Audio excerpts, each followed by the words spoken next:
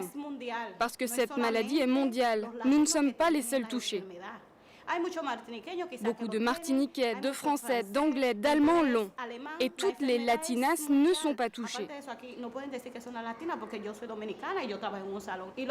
Et ceux qui viennent les voir sont martiniquais. C'est comme ça que ça se passe.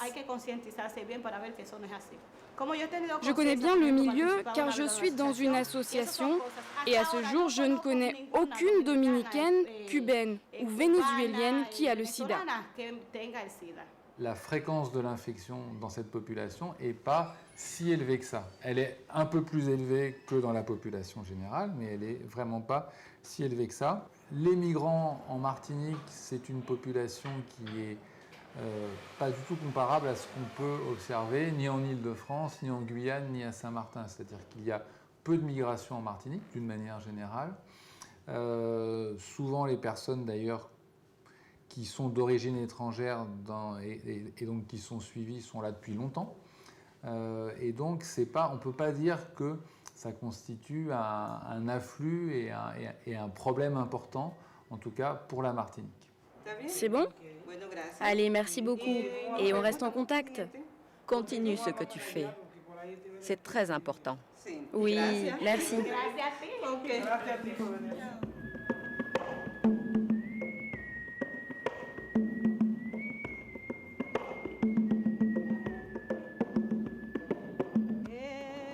Si, conjonction de subordination.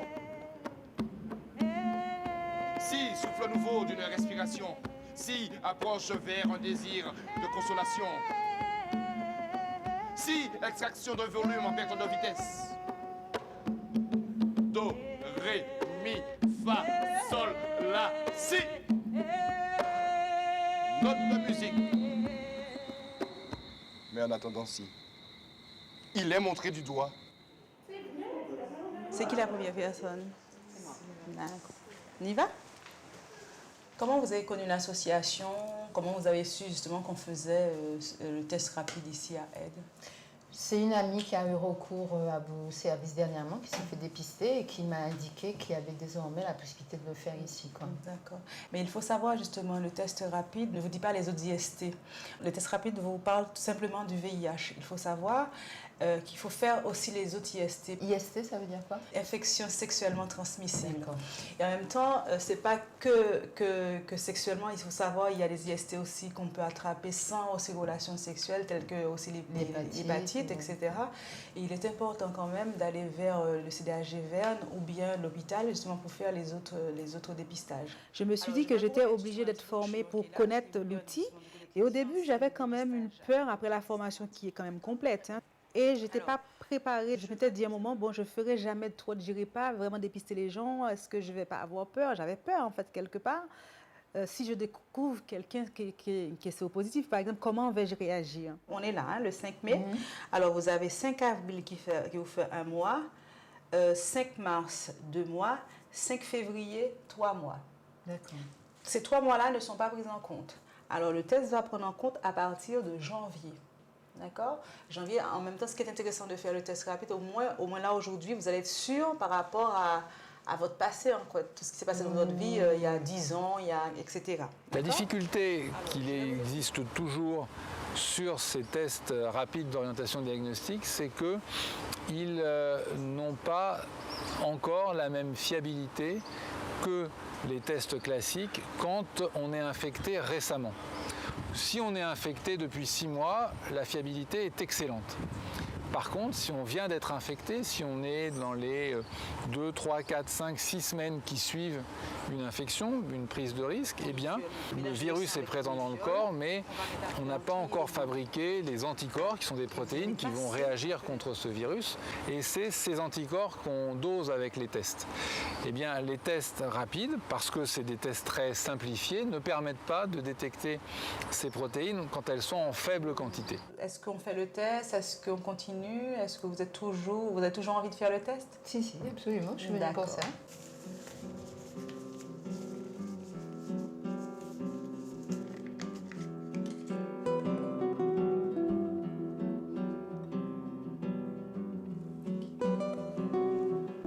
La présence du corps médical est toujours un peu impressionnante, quoiqu'au départ j'ai été impressionnée ici, puisqu'on a toujours l'angoisse du résultat.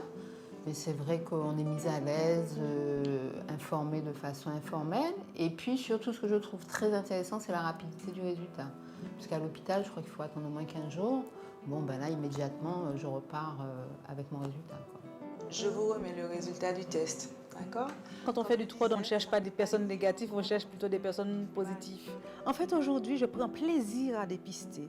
Je prends plaisir à faire du dépistage car, je dis, à chaque fois que je trouve quelqu'un qui est positif, c'est quelqu'un, pour moi, qu'on met sous traitement, c'est quelqu'un qui ne contaminera plus, c'est quelqu'un aussi qui vivra, qui aura une expérience de vie comme moi et comme d'autres, quoi.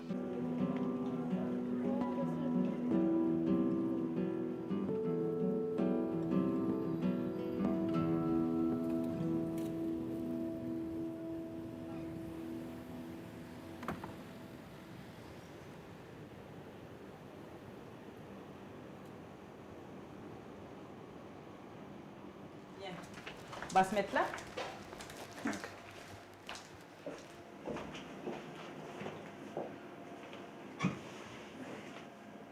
Comment ça va?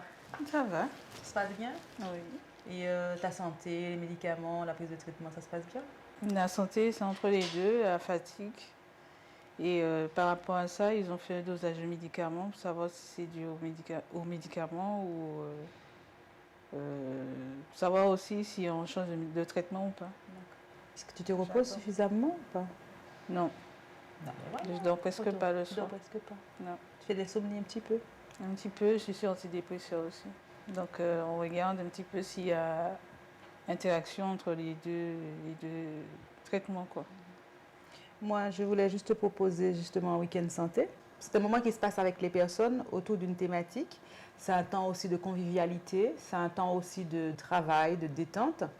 On va mettre en place un programme. Ce sont les personnes même qui vont décider ce qu'ils souhaitent parler, si c'est sur la prise de traitement, si c'est sur la sexualité, etc. Et ça se passe sur 3 jours. Et je voulais t'inscrire sur ce week-end. Je voulais savoir est-ce que ça t'intéresse, est-ce que tu as envie de participer avec nous, parce que comme tu m'as dit en ce moment, tu fais un peu l'insomnie. C'est un moment aussi qui va peut-être te permettre de te retrouver en même temps. Le fait d'être avec d'autres personnes, d'échanger, je pense que ça pourrait t'aider. Ça me dirait bien parce que bon, vu mes soucis côté santé, bon, je pense que ça va m'enrichir avec les ateliers et tout ce qui s'ensuit, quoi. Donc, Voilà. mettre en place. Et ça sera en quelque sorte une remise en question par rapport aux médicaments aussi. Par exemple, toi, ton souhait, ce serait pendant le week-end santé, c'est de parler des médicaments, la prise de traitement. Oui, voilà. D'accord.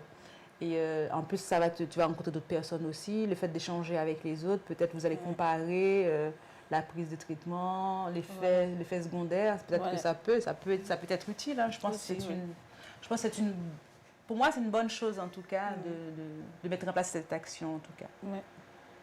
C'est une très bonne chose.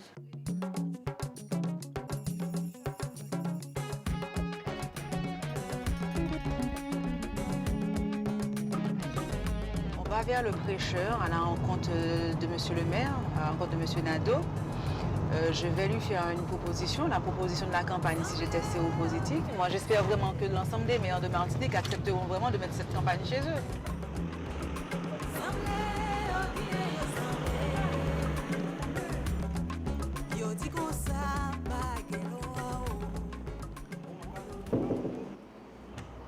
Bonjour. Ah, Imelda. Ça va? Ça va bien, Je t'en prie. Merci. Je suis venue te voir parce que je travaille pour l'association Aide Territoire Martinique. Nous avons mis en place justement une campagne et on a envie que cette campagne soit itinérante. L'idée, c'est de faire en sorte que les villes accueillent la campagne chez eux. Cette campagne s'appelle « Si j'étais séropositif ». L'idée, c'est de faire en sorte que la ville expose les photos et la ville complète la photo. L'élu de la ville complète les séries de photos avec une phrase et en terminant en disant aussi si j'étais séropositive. Parce que je pense que les artistes sont quand même un peu écoutés. Nous avons des messages à faire passer. Beaucoup, ouais. Nous avons des messages à faire passer, ainsi que les politiques. Et c'est la raison pour laquelle qu'on associe ces deux images, les images des artistes et des politiques en même temps.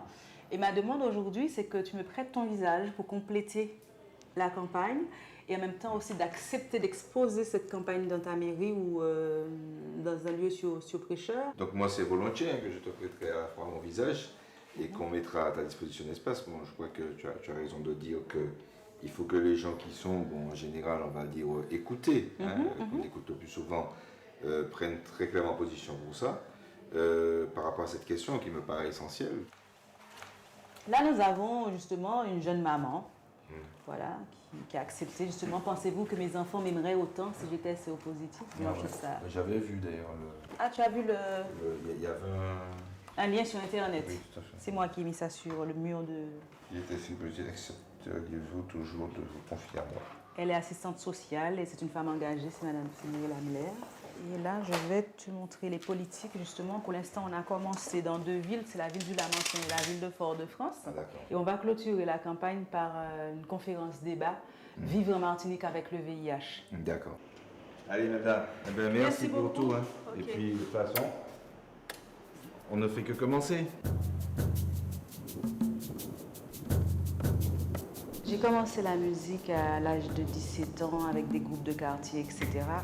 La musique pour moi est une forme d'exutoire, c'est une façon de vivre, c'est un endroit où je suis dans mon monde, où je crée, où je suis sur une autre planète en tout cas. Oui, j'arrive. Ok. La musique c'est ma vie aujourd'hui. Salut. Ça va. Faut que je te remette.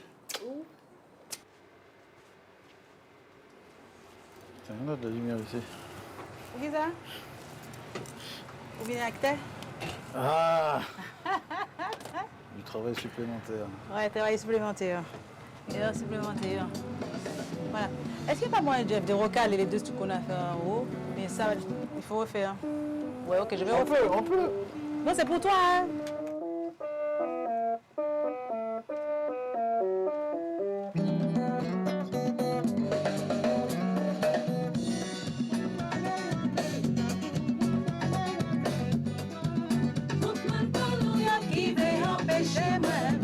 C'est très important pour moi de chanter en créole haïtien. En plus, je pense que je maîtrise peut-être mieux le créole haïtien que le créole martiniquais.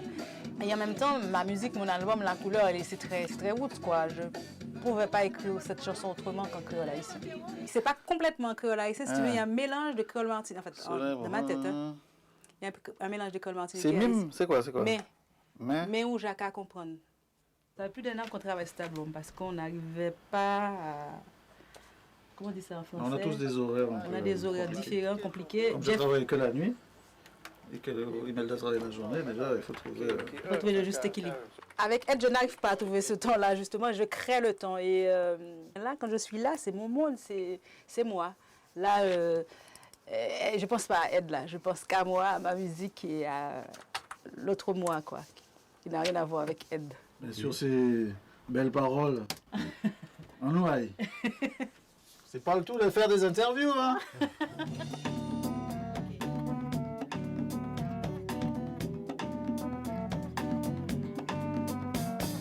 Dio, moi là, ma gouille en bayo. Dio, moi là, ma pégoumé en bayo.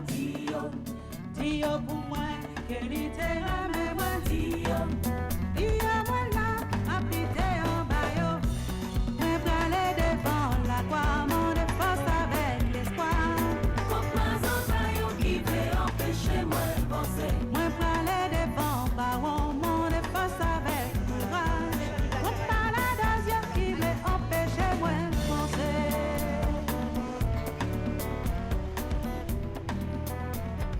Cette année, les assises ont eu lieu en Guyane, à Saint-Laurent-du-Maroni. Et on a pu aussi profiter de cet instant pour inviter nos partenaires caribéens, Sainte-Lucie, la Dominique, Haïti, Saint-Domingue. Et c'était un temps très intense et émotionnellement qui était vraiment, c'était très fort. On travaille pour la même association, on ne se connaît pas des fois. Et les assises, en fait, en général, ça sert à ça.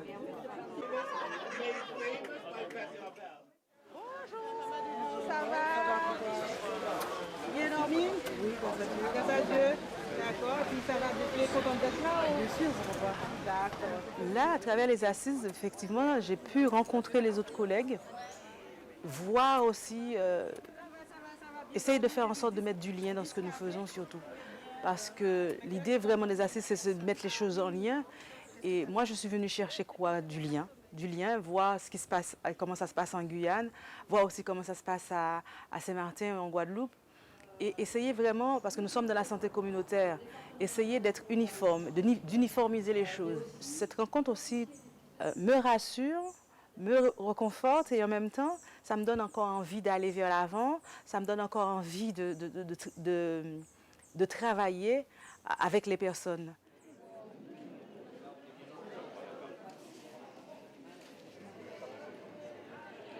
Voilà, même moi j'étais très contente de vous voir ici, de vous rencontrer ici.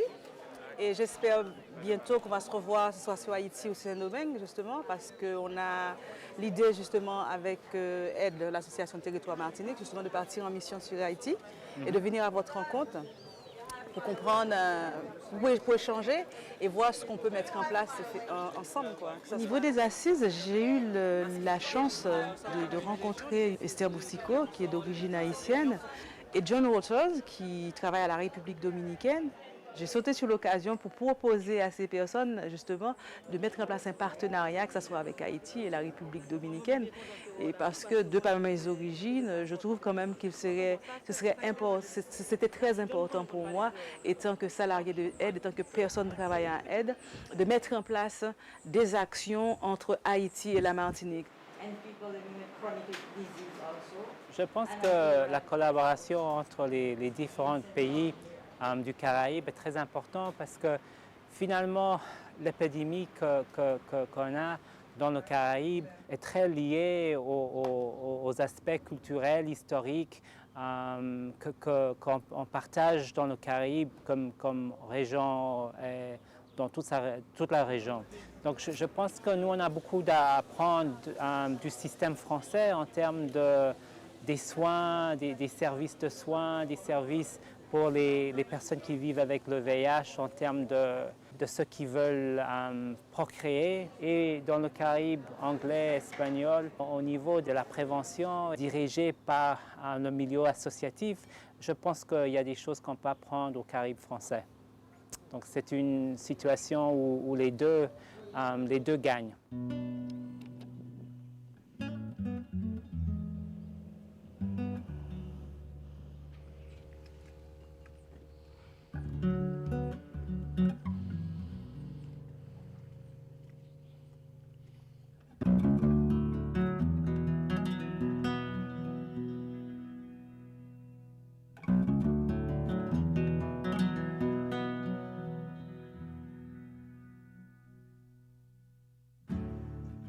Je pense que pour lutter efficacement, justement, il faut vraiment qu'il y ait une étroite collaboration avec les partenaires de la Caraïbe. Parce que nous sommes, c'est un bassin, hein, nous sommes des petites îles comme ça, à droite et à gauche, mais je pense que si on pense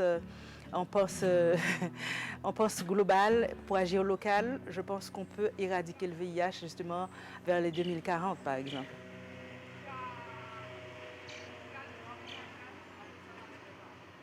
Dans sa quête, dans ses requêtes, dans sa démarche, dans sa recherche, il parcourt des hauts et des bas. Il les a connus, mais personne ne le reconnaît plus. Il se bat avec les choses, il se débat avec les êtres. Le combat est au quotidien, mais il avance pas à pas, comme la recherche avance sur la maladie. Maman, tu t'en souviens quand tu es venue me poser la question vis-à-vis